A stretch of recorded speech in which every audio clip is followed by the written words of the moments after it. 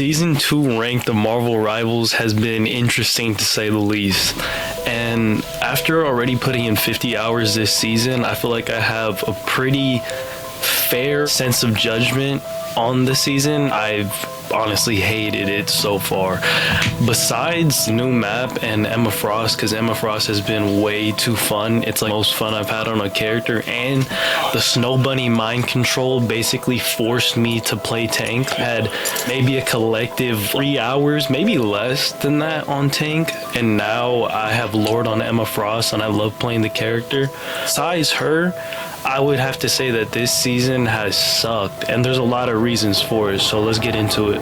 So the beginning of every season, the matchmaking is always going to be kind of over the place because there's people that didn't play as much, they're lower than they should be, or people that just know life the game and so they're just kind of inflated. And then there's always the people that just stack at the beginning of the season, so they're just higher by default. And I know this for sure because I have people that are on my friends list or that I added late into the season last season that are literally like top 50 players right now, and it's because they're stacking their whole way up. So there's always going to be people like that. Basically, the ranks are all over the place. There's people that peaked all different ranks at the same rank, and obviously that's going to lead to kind of weird gameplay.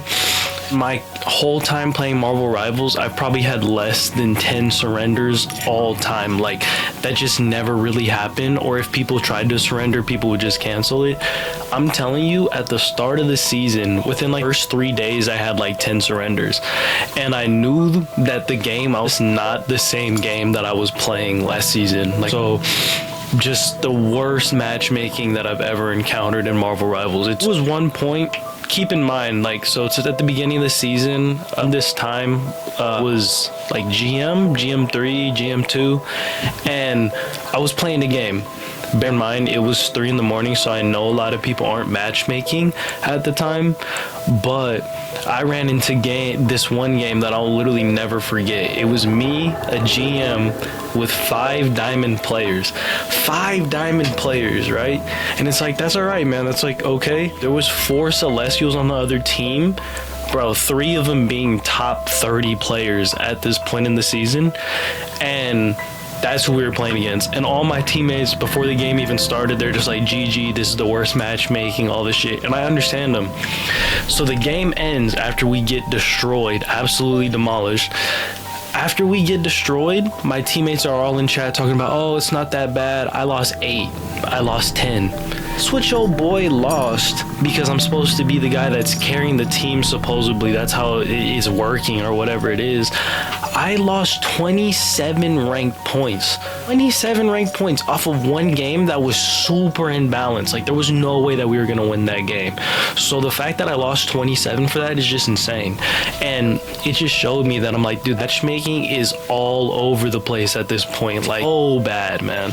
And it started to get to a point that I started to just check history of my, I mean, I always check the history of my games, but I started to check the history of my games and started to look through my teammates, and the amount of times that I had multiple teammates, if not all of them, including myself, all being on a losing streak and all being on the same team is insane, man. That shit just feels like, bro, meant to lose that game. It's just somebody that enjoys competitive games.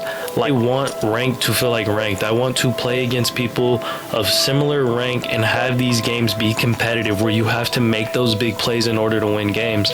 And I'm telling you, this season, it just feels like it's just a flip of a coin, and sometimes you get the team that steamrolls, or you're on the team that's getting absolutely destroyed. There's no in between. Like, obviously, people prefer to go in a winning streak over a losing streak. We all know this. Like, I lose than win. But regardless, some of those winning streaks feel so kind of mid because they're just games where you're destroying people and it's like the game is throwing you your win streak. You know, me, beginning of the season, I tend to not care as much. Like, play the game because I want to like the game, you know, season.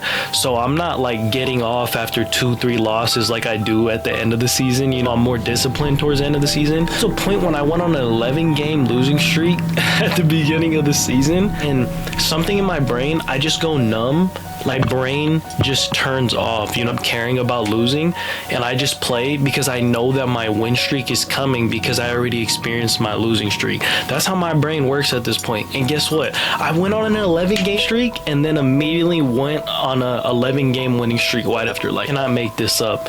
Like, there was like a switch that just happened. Like, I'm not somebody that's on TikTok like that. I don't really be chronically online, to be honest with you, but I've just been seeing YouTube videos talking about the support strike. And to be honest with you, I saw this coming because even at the start of the season, even at the very start of the season, I started to realize people aren't playing support as much. And there was just an insane amount of games where my team had all players that did not play support and everybody's flexing, or they're on support for like a portion of the game. We lose 2 team fights and then they switch to DPS. And at first I didn't understand it, but as the season went on, it started to make more sense. New emphasis on individual performance. A lot of support players were just giving up halfway through the game and then just going to DPS and final hits in, and then just getting the SVP to like lessen the blow of the loss instead of full focusing on getting the win. And nobody wanted to play support, and if they did, they just gave up halfway through. It makes perfect sense, because I'm not gonna lie, I had this one game where we were getting destroyed because we had no healers. Like, nobody wanted to heal, and then I ended up switching to Luna. I don't even play Luna like that at all. I have like no time on the character, but I just to Luna just to give us a chance. And I will never do that again because I ended up losing 28 ranked points for flexing and trying to give our team a chance. So I will never do that again. And it just makes me realize that it's like, dude, if that's you every game as a support player, I would also be on strike. I would not be wanting to play support in this current season if that's how I was getting treated every game. Like, would not be wanting to deal with that. And to get into the whole is support an easy role or not thing, I'm just more here to just say, like, I'll flex to win, you're just not really rewarded for flexing in this current meta. Like, I've just been seeing a lot of people just switch to Hawkeye when they realize we're gonna lose and just get headshots, get those final hits, and they'll be SVP on our team instead of actually doing what's best for the team to win. I knew it was bad when I was in a GM1 lobby playing against Celestials, and the whole other team is like top 30 players at this point. And I'm telling you, the second they came out of spawn, I was like, this game feels weird. I haven't seen anybody yet. It was because nobody on their team wanted to play healer, so they just all decided to throw the game. And these are literally the top players on leaderboard at this current time in the season. Since I got MVP that game off of just padding stats from them just messing around, emoting in front of spawn, I gained 29 ranked points for a game that was literally just like, they didn't even try at all. They didn't do anything. When the top players aren't even really wanting to play support, or nobody wants to play support and they'd rather throw the game instead, man, it's just weird. So basically, support players are just feeling tired of people coming at them, and then now with them getting less ranked points, it just doubles down that feeling of not being appreciated or whatever. Although I don't fully agree with that, I think support players tend to victimize themselves sometimes. And to be honest with you, as somebody that plays like all roles, mainly DPS, but all roles, I can definitely say that the people that go to shit talking immediately is mainly support players. Support players are the first ones to come at people. So I don't know, I feel for y'all in some ways, but at the same time, a lot of you support players be the first ones to talk, I'm not gonna lie.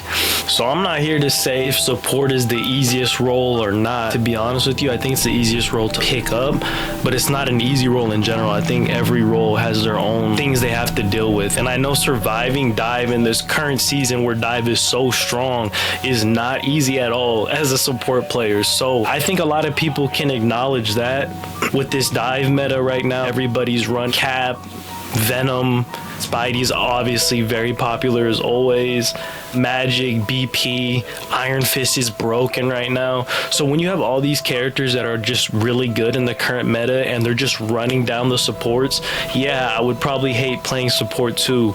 So with this meta going on and the current strike going on, all of those hand in hand. And so now we have no support players. I haven't played since the strike's gone on, so I don't know if that's 100% true, but from what I've just been seeing, I know that people are overplaying support. So by nature, that's just gonna make the game less fun to play. I have never played Rocket in my entire time playing Marvel Rivals, not even in practice range. I've literally never clicked on the character. And this season, I've been forced to play Rocket so many times because people don't want to play heal. Literally look at this game where I had to play Rocket with 5 tanks. I don't have TikTok. I wasn't hearing about the go all tanks and a Rocket thing. I didn't hear about any of that stuff. So there was just this game where literally nobody would go healer and they were forcing me to play Rocket. And although it just felt good to just sit back and chill and just shoot stuff and relax, it was also not that fun having to play a character that I didn't want to play at all, and just seeing how stubborn and huge everybody is on egos, just not switch. It's just so weird. So as of the last couple of days, I have not been playing ranked, and I'm pretty happy about that. I just wanted to give myself a break in general, but since this support strike happened, I was already not getting support players on my team that often. Since this strike is officially going on, I'm very happy that I'm not playing ranked because I do not want to deal with that. One thing about Marvel Rivals and NetEase though is that they actually tend to listen to the community. I come from Apex, a game where literally they don't listen to the community for anything. With people actually going on a strike and making it known that they're not messing with the current state of the game and the rank system, myself included, I would not be surprised if they got this fixed as soon as possible. I was pretty excited about the new rank system because I'm having a good game and my team's not really doing much. I deserve to lose less or gain more. And I think in a lot of people's head that makes perfect sense. But if you're gonna have a system like that, you're gonna have to really put more time into every character's individual performance. Obviously, a Rocket is not going to have many kills, but Rocket's gameplay loop is completely different than other healers, even just in the same class. They're really going to have to look at the system and how they reward every character for individual performance. I'd rather just have the old system if it's going to just be like this, because it's just incentivizing people to just pad stats. And even myself included, this season, more than ever, I'm actually going for MVPs, and I'm making sure that I do just like that extra stuff just to ensure myself to get as much rank points as possible. So the mix of people's egos not wanting to switch and thinking that they're just the best player in the world, mixed with support players not wanting to play support, it's just gonna lead to bad games. So to be honest with you, I'm just chilling for a little bit. I'm gonna take a little bit break. So let me know how you guys are feeling about this season. It's definitely been pretty interesting so far, to say the least.